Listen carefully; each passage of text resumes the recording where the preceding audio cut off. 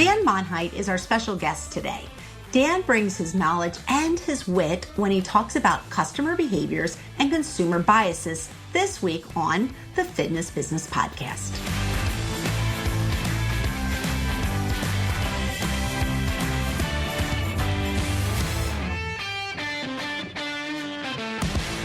When you're not listening to an episode, follow us on social media for all of the latest show, guest, and host updates. Check us out on Facebook, Instagram, and LinkedIn. And if you get any value from our shows, posting a review on iTunes or Spotify would be greatly appreciated. We love to hear from our FBP family.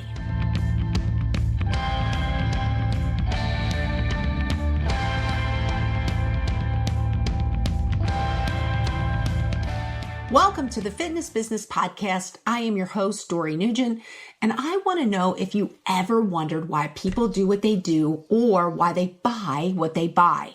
Well, today our guest, Dan Monheit, owner of Hardhat, a creative agency, is going to answer those two questions for us when he talks to us on how to boost sales by understanding consumer biases. We will hear from Dan in less than 2 minutes. First, a huge thank you to Tech Summit for supporting our show. Your fitness business resource hub awaits. You have the most comprehensive educational resource hub of webinars to develop your business through technology at your fingertips. There is currently 17 hours of webinars available for you to watch on demand, thanks to the 2021 Virtual Fitness and Recreation Industry Technology Summit. There are webinars from Ted Vickery speaking on fitness technology, Jonathan Weiner, insight-driven marketing, Annette Franz, increased member retention using the Amazon effect. We also have Adam Posner speaking on the point of loyalty, plus many more webinars, all at your fingertips. Just head to fitnessindustrytechsummit.com.au. You'll also save $100 on the access to the resource hub when you use the code FBP22, no matter where you are in the world, FBP22, you'll save $100. So head to fitnessindustrytechsummit.com.au. That's fitnessindustrytechsummit.com.au. Thank you, Tech Summit. And if you just want to find out a little bit more information about Tech Summit, please visit them at www.fitnessindustrytechsummit.com.au. Get your pen ready now for Keep Me's Fit Bizpiration. Dan, what are your top 3 tips using consumer biases in a business? All right, no matter what your business is, 3 top tips. Number 1, focus on short-term incentives. People will tell you they want things down the track, but I tell you, people want things and are motivated by things that they get right here, right now. Number 2 is around showing the herd. Again, people will tell you that they're individuals and they want to do their own thing, but we are wired to want to be with others. So find ways to show prospective customers that people who are just like them have already picked the thing we're asking them to pick. And number 3 is around finding peak moments, knowing that it's the peak moments that people will remember. So be deliberate about how people remember the time they spent with you. And if you can, find that peak moment right at the end, and you'll sort of get the double impact of it being the last thing that happens when they walk out the door. Next week, I interview Marcy Rader, and we talk about getting more done in less time. After this week's full interview, I'll introduce you to Marcy. MyZone has pioneered unique wearables with talking point technology that makes the difference. Reach more members of your community and keep them engaged for longer through motivation and gamification wherever they choose to work out. In the gym, at home, or outdoors, we're stronger together. Get in the zone at myzone.org. I know you've been waiting patiently, so let's transition into this week's interview with Dan Monheit. Dan Monheit is here today. He is the co-founder of Hardhat, which is a creative agency. Dan, welcome to the Fitness Business Podcast. Hey, thank you for having me. Good to be here. Absolutely super great that you're on the show today. Now, I have a question for you. Tell me what a creative agency is. Creative agency. In the olden days, I think people would have called us an advertising agency. But these days, building brands takes a lot more than advertising. So we still do make lots of ads, but we also do lots of things in the digital space, from websites and content and applications and anything that our clients need to keep growing their businesses. Now, I saw on your website, you have this pretty cool tagline, and that's brands built on behavior. Yes, because I mean, my personal belief, behavior is the only thing that's real. So people can say whatever they want to say. Brands can promise whatever they want to promise, but I want to see the behavior. That's the only thing that I trust. So that's the thinking we take into the work we do for our clients. Build it on behavior. All right. Well, Dan, we invited you on the show today to talk about boosting sales by understanding consumer biases. I'd love for you just maybe to start right off with telling us what consumer biases are. Absolutely. Will you just let me nerd out for like 60 seconds just to work our way into this, right? Instead of just kind of starting in the middle? Nerd away. All right. So we just got to go back a couple of steps. So the biases sit within a field of study called behavioral economics, which sounds really boring, but is actually really interesting and exciting. So this is like a 70-year-old field of study that looks at why we do the things that we do. And at the core belief of behavioral economics is not just an acceptance, but a two-armed bear hug embrace of the idea that we are nowhere near the rational decision makers that we think we are. And in reality, most of the decisions we make are based on context, on emotion, and on particular biases. Now, these biases, or heuristics, you might hear them called, sort of the main observations from the field of behavioral economics, and they refer to a set of consistent, predictable quirks that cause us to make choices that if you were an alien looking at us from outer space, you would just wonder, what the hell are these people doing? Like, why are there 50 people standing outside a full restaurant when there's an empty restaurant across the street? This does not make sense. Why are people paying thousands and thousands of dollars for a piece of rock that is actually labeled as a diamond? So lots of weird things that we do that don't make any sense. Behavioral economics and biases help us understand why we do these things. And then as businesses and business owners, I see these as the cheat codes for the game of sales. Because once you understand how people are actually deciding stuff in the moment, then you can start building products and services and businesses and brands around it. So how many consumer biases are there? So, I mean, given that behavioral economics it's a relatively young field of study at around 70 years old, we don't have this perfect periodic table yet, but I would say there are somewhere between 150 and 200 of them. But within that, there's like a core dozen that would explain probably 80% of the weird stuff that we see happening around us. Now, we're definitely not going to go into all 150 today. Come on, I can talk fast. We can do this. If you got time, I got time. All right. Well, we're going to just talk about a couple. But how do these consumer biases, how do they genuinely impact marketing, sales, retention, and pretty much the whole world of business? Yes, good small question as we ease in. So if I answer this through my lens as an agency guy, right? So as a creative agency, clients come to us usually with the desire to sell more stuff, sign up more people, whatever it is they want to do, launch a new product. Like every brief from every client I have ever received, whether it says it or doesn't say it on the top, is a behavior change brief. At some point, you want somebody to stop doing a thing that they're doing and start doing something else. Otherwise, what are you even here for? And so, these biases do shape everything from how brands can generate disproportionate awareness through to how we can get people to perceive what we sell as more valuable, through to how well people convert in the moment of sale, through to even things like portfolio design, like how we structure the different products or services in our offering to tap into different biases that people have. All right. So today I'm going to actually have you dive into 5 of them. Okay. Cool. So Yes. I'll have you kind of put them in order, but let's start with the first one. All right. Yeah, I feel like we've done enough of the abstract kind of what hypothetically is this stuff. Let's get into the guts, right? So we'll fly through 5. The first one is a bias called temporal discounting. And this refers to our tendency to reduce the value of things that are further off into the future while overvaluing things in the here and now. So like the rational cold state in-market research person tells you that they have all of these wonderful future ambitions and future goals and future things that they want.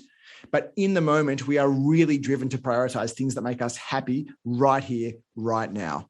So the big lesson out of this is if we are in the business of selling future benefits, which most of us are, especially listening to this podcast, it's really, really important to find short-term benefits that people can hook onto, knowing that that is what is going to keep them on track. And I think your industry, or this industry, does some of this stuff better than anybody with things like progress shots, where we know how important they are to keep people feeling inspired and motivated on an otherwise long, arduous, early morning filled journey. So temporal discounting, how can you make long-term benefits actually feel like short-term benefits? All right. What's number 2? Number 2 is the idea of social proof. And this is something that really refers to our innate herd mentality. And this is the restaurant example I was talking about before. So social proof is the thing that makes us just want to be with other people. So again, if we were surveyed in a cold state, market research, we all say we're individuals and we're free thinking. But the reality is we just want to be with other people. We are wired to imitate other people. I mean, that is how we learn to walk and talk as babies, right? We copy the adults around us. And so when we don't know what to do, we look at what other people are doing and tend to assume that if that's what everybody else does, that is probably the correct thing to do. So, really topical example here, we work with clients in the airline industry and tour operators, but I'm sure it is the same in health and wellness. Like post-pandemic, as we're coming out of pandemic, people actually don't know, is it right to go back to gym at the moment? Is it right to go back on holidays at the moment? Is it right to be in an airport at the moment? And just showing people that others who are like them are already doing the thing we're asking them to do can have a really big impact in their likelihood of doing said thing. So that is social proof. Okay. So if you're a gym owner, right, Mm-hmm. and you want people to feel like, yes, you should go back to the gym. Yeah. How do we get that message to them then? Yeah. So we need to find ways to show people that everybody else has already come back to gym. So that might be the way you do your social media content. It might be the way you promote things. It might even just be in the narrative that you're going out to market with. But you want the person who's sitting on the couch at home wondering, I wonder if people are back in gyms yet, to have that doubt completely eliminated from their mind because of the content they've seen or what they've heard or the advertising messages they've consumed that show it's packed in here and you better get back because you're missing out. So I know I'm going to chuckle when I say this, but yet I'm serious. So is that where that whole FOMO comes in? Yeah, absolutely. Absolutely. We really legitimately fear missing out. And, we say it like it's a kind of trivial thing now, but if you imagine a few 100,000 years ago when we're like cave people rolling around, like the fear of missing out is actually fear of death. Like if you are not with the group, you are probably going to die. And while that is not true for getting into a spin class or getting into a great restaurant these days, the wiring is the same, right? It is safer to be with other people. It is better to be with other people. We are programmed to be with other people. So show our customers that the other people are exactly where we want them to be. Okay, fascinating. All right, let's move on to number 3, which is licensing effect. Right. Again, this one should be no stranger to your listeners. And so I think it's really worth just as a little aside saying the thing with these biases or these heuristics is they're not inventions. So as a science, as a field of study, behavioral economics doesn't invent stuff. It observes things in the world. And often these are things that great business people, great creative minds, great salespeople have just done instinctively, but it kind of codifies them. It says, oh, there's a thing here. And once you understand how it works, the inputs and the outputs, you can start using it to your advantage. So the licensing effect, as I explain it, you guys will say, well, of course, we know that that's a thing. But when you can actually articulate what it is and how it works, you can play with it. So licensing effect is our desire to maintain balance between our virtuous and our indulgent selves, right? So if you have just gone and done something really virtuous, like had a really tough workout this morning, you are more likely to then go and do something indulgent, like treat yourself to a burger for lunch. Similarly, if you have just gone and done something really indulgent, like written yourself off at one Christmas party after the next throughout all of December, you are more likely to want to balance back out and do something virtuous like sign up for the gym or go and see a dietitian or, put all of your goals on a page as soon as January gets here. So we are constantly evaluating whether, we're in the camp of being too virtuous or being too indulgent. And we're constantly taking little corrective actions where we can just to keep ourselves kind of on the narrow. So conventional wisdom would say, well, when you're looking for new customers, you should really go and fish where the fish are. And while that is often true, the licensing effect tells us that also fishing in the exact opposite spots. If you're a gym, yes, going and looking for healthy people is a good place to start, but also looking for people who have just been really unhealthy, who now have this internal desire to want to sort of repent for that and make up for it is also a really great place to go and find prospective customers. You can usually spot licensing effect because it comes with one of two phrases, either because I did X, I deserve Y, because I've saved so hard for a deposit for a new home, I deserve a pair of designer sneakers. I know this obviously makes no sense at all, but because I did X, I deserve Y, right? Or you deserve it. Treat yourself, right? And that is the same thing. You treat yourself, it's because you've worked hard all week. You should treat yourself to a big meal out on a Friday night. Like our whole life is basically licensing effect. Work hard, party hard, work hard, go on holidays, work hard, buy a new car. And so there are macro versions of this over the course of our lives and over decades and years, but there's also in the moment, daily, hourly ones where we've just gone and, eaten something really bad. And then we think I better walk back to the office because surely the 10-minute walk back to the office will offset the, 7,000 calories I just smashed for lunch. So surely. So let me ask you this. So you go to the gym, you have a fantastic workout. And like you said, then you end up just killing it by having the burger at lunch. How do you stop that? How do you get somebody to stop that mindset? Yeah. Well, one of the things you can do is give them other ways to treat themselves that aren't calorific. So maybe they can maybe the person who's worked hard at the gym should treat themselves with the new sneakers. And the person that saved really hard for the home deposit should go and smash the burger for lunch. But we have a tendency when we're not conscious of it to license ourselves in a way that completely undoes the thing that we have just done to create the license for ourselves in the first place. All right, good enough. Well, I will definitely try that. So, all right. So we went through the first three. Let's get to number 4, loss aversion. All right. So loss aversion refers to our tendency to prefer avoiding losses over making the equivalent gains, right? So if you lost $10 in the street, you would need to find $20 in your pocket to come out emotionally even, right? Again, from an evolutionary or a biological perspective, we are wired to hold on to what we have. And if you think about the history of mankind, like for most of human history, resources were scarce and very difficult to come by. So it makes sense that we should be focused on protecting and keeping what we have over going out and just consuming more and more and more. And I think where this is really interesting is oftentimes we find businesses, products or services that are framed as gains. And what can actually be far more valuable is framing things as avoiding losses. So fitness, right? We can talk about everything you are going to get by going to the gym, and how much fitter and healthier and whatever you're going to be. And we very rarely talk about what you are losing by not going to the gym or not working out.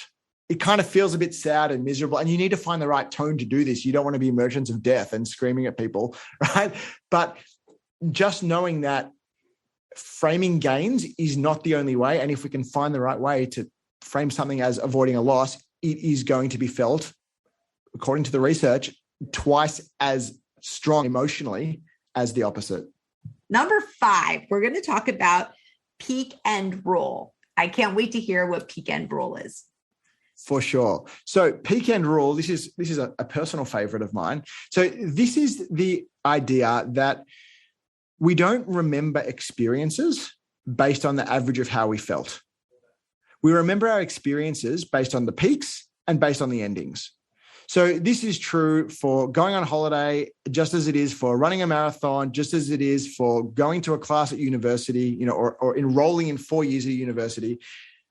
When somebody asks you, how was it? Which is effectively asking you, what is your memory of that holiday, class, workout, whatever? You will remember it based on the peak moment, so the highest or lowest emotional points, and how it ended. Right? So I think what is really interesting here is thinking about ways to be deliberate about what people remember from the sign-up experience or the workout experience or their 1 year anniversary of being part of your club, right? If you can create a 15 out of 10 experience that is unexpected, that is emotional, that is toward the end of a process, it will disproportionately change the way people remember what you've just done for them, and also their likelihood to repeat or recommend whatever they've just experienced. So out of these 5 that you just went through, I know the last one is your favorite. Which one do you use the most to try to have a successful sale drive to gain more members? So I guess the important caveat is that there are no silver bullets, right? So not one of these works on every person or in every situation. And what, in advertising, we work in probabilities and likelihoods. So some of these techniques are really good early on in the sales process. So social proof is good for, getting people to think this is maybe something I should entertain. Peak end rule is also a really good way of building awareness in people beyond your customer. So you have one customer, how do you get them to create awareness for your business, brand, product, service with others? Give them something really memorable at the end. So there are some that are really good at the top of the funnel. There are others that, like, in the moment of trying to get somebody over the line, can be far more effective. So something like loss aversion, saying, it's $30 a week today, but then next week we're going back to our normal rates, which are $40 a week, right? So now there's a loss. There's a $10 a week loss if you don't sign up today. That can play a much bigger role at that part of the process. So I can't give you a definitive answer that says, always go to temporal discounting, always go to social proof. It's a matter of understanding maybe half a dozen of these and just trying them at different stages of the customer's purchase journey. Yeah. So as you were just talking about that, I was thinking maybe a great way would be for social media, just to try to keep using a different one with each of your social media marketing. Exactly. So things like social media, and also if people are running Google AdWords, and even subject lines in emails are really quick, easy, efficient ways to test things. So if you've got a new offer going out to market, you might split test this 3 ways. And I should have said 2 because now I have to think of 3 variants, right? So you might split test this 3 ways. One of them, the headline might be about, after the year we've just had, you deserve to look after yourself, or you treat yourself to the body you deserve. Like, what, as I said, not a creative. So you might do one and you go, yeah, this is definitely our licensing effect test. We're going to run another third of our customers to something that says social proof, which the headline is, be part of our most popular fitness package ever, right? And that's all about how 1,000 people have already signed up for this and we've still got 7 spots left and you could get one. And we might do a third variant around temporal discounting, which is, sign up today and get a free smoothie on your first 3 visits, right? So you get something right here, right now, even though the behavior we're trying to get you to exhibit is long-term. So you could set up different AdWords, different social content, different email subject lines in an hour for a couple of $100 and get a pretty quick read on which one of these is actually resonating better with the audience. I read here that you're going to actually be a keynote speaker at the Fitness and Recreation Technology Summit in Australia on February 22nd. So I'm sure you're excited to speak. Yes. At the first face-to-face event.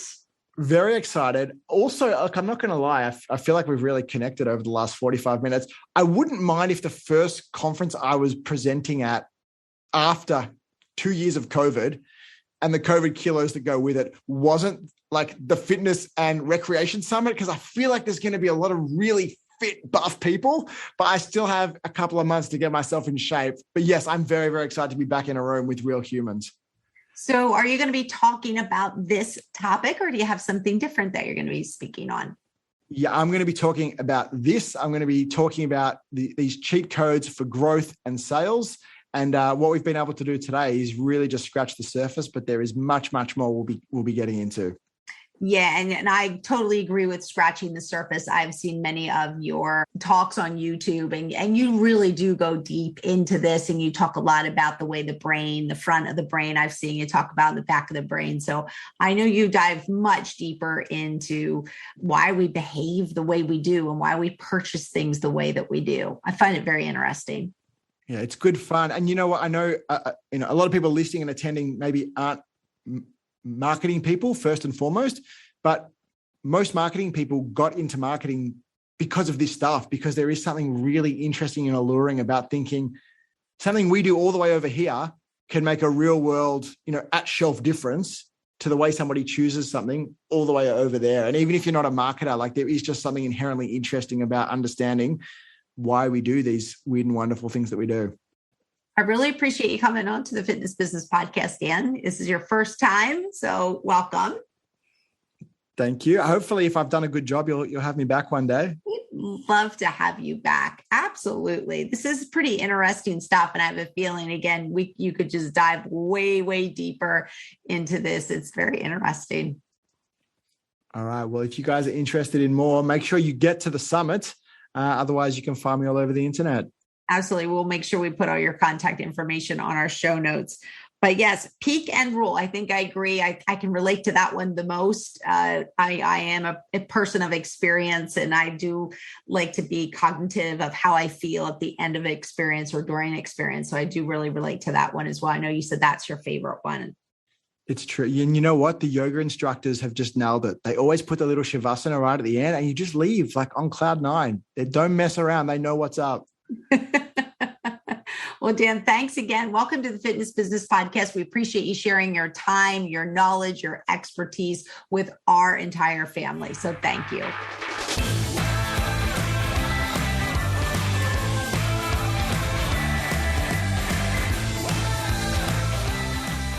A big thank you to Dan Monheit for sharing his incredible knowledge with all of us. If you have further questions for Dan, his contact information can be found on our show notes at fitnessbusinesspodcast.com. Or to make your life easier, subscribe to the show notes. Then they're emailed directly to you and you can find them in your inbox. Subscribe at fitnessbusinesspodcast.com. Now, speaking of making your life easier, in 30 seconds, I will introduce you to next week's guest, Marcy Rader, and her topic is all about making your life easier and getting your day to be more productive. Did you know that the active ingredient in most disinfecting wipes has well-documented lung, skin, and reproductive health concerns? That active ingredient is called a quaternary ammonium compound, or a quat, not necessarily something you'd want in a health and wellness facility. VaporFresh disinfecting gym wipes avoid all quats and instead use an innovative citric acid chemistry to disinfect. Even with this greener chemistry, VaporFresh is still EPA registered to disinfect 99.9% of surfaces. VaporFresh is trusted by some of the most premier gyms and college rec centers nationwide. With 1,200 wipes per roll and 4 rolls per case, they offer an unbeatable value per wipe. Order today at vaporfresh.com or Amazon.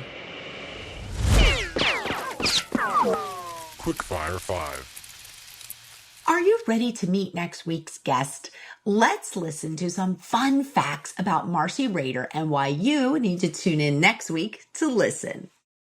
Our Quickfire 5 guest today is Marcy Rader. Marcy is the founder of Rader Co., which is a health-powered productivity and training company. Marcy, thank you so much for being our Quickfire 5 guest today. My pleasure. Yeah, so that means you're going to come back for next week's episode. But before we have you come back, we're going to ask you 5 fun questions. So we're looking forward to your answers. The first question is, what is a life lesson you learned from the pandemic? I think it's the one that I've heard people say the most, and that is slow down.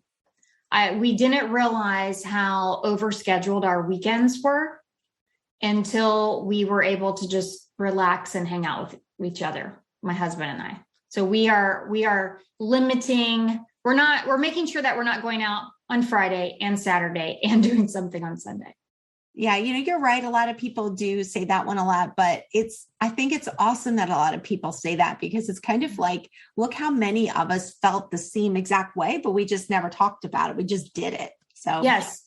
And it was all fun stuff. Like it would be, and we'd be going out all weekend, but even the fun stuff you start Monday and you're kind of tired from the weekend. So true. All right, let's have a little fun here. If you could play a character in any movie, what character would it be? The first one that comes to mind is Trinity from The Matrix, because she was so badass and beautiful, and I want that black leather outfit. And I'm sure you will look amazing in that black leather outfit as well. All right, great answer. Here we go. Complete this statement. Sunday morning, you can find me on my screen and porch, drinking coffee with my husband and having our regular Sunday morning meeting. All right. Now, did you have that Sunday morning meeting before COVID? Yes. Okay. Yes. All right. Yep. It was something we continued. We go over our 90-day visions every Sunday over coffee. Nice. Oh, gosh, that sounds relaxing. All right, here we go. How about a book recommendation that you could give all of our FBP family? Well, I'm not going to give my own because that would be a little over the top. One of my favorite books is called Freak Factor, and it is written by David Rendell. And he focuses on companies that instead of, everybody talks about emphasizing their strengths, but he says, promote what people think of as your weakness. And it is a upside down way to look at your company and even yourself.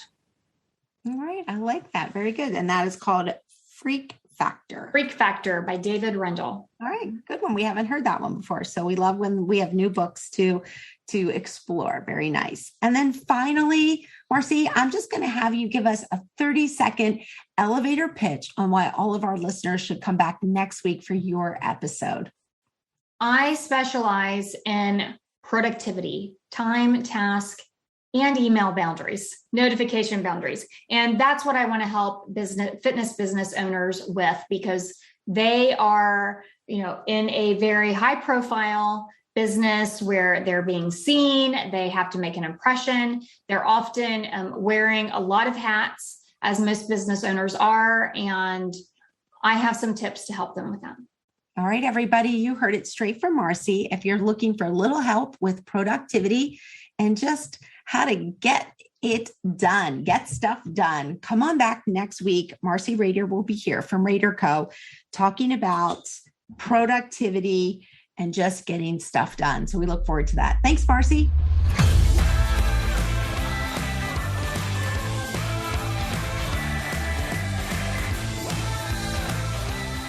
Raise your hand if you want to be more productive with your day. I know you can't see me, but I am raising my hand. Marcy shares her insight on how to work smarter and set boundaries so that you can maximize your day. This is your business talking. You can't afford to miss this episode. Subscribe to the show on your favorite podcast, or even better, let us do the work for you and we'll send you the show. Subscribe at fitnessbusinesspodcast.com. Thank you to our founding partner, Active Management. Our partners, Keep Me, My Zone, Discover Strength, Tribe Team Training, One Fit Stop. Our advertisers, Rex Roundtables, MX Metrics, Vapor Fresh. We believe what you leave behind is not what's engraved in stone monuments, but woven into the lives of others.